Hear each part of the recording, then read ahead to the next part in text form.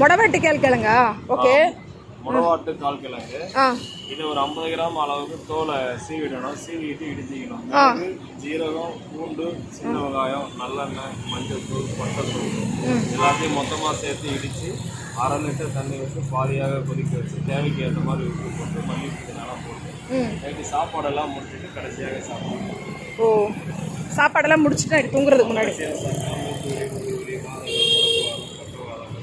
இது எங்கே விளையிறது? இது கொல்லிமலையில பாறை எடுக்கல. ஓ, கொல்லிமலையில இருந்து பாறை எடுக்கல. மொடவாட்டுக்கால் கிழங்கு. ஓ, இது ஆட்டுக்கால் மாதிரி இருக்குன்றதுக்காக அப்படிதான் இருக்கு.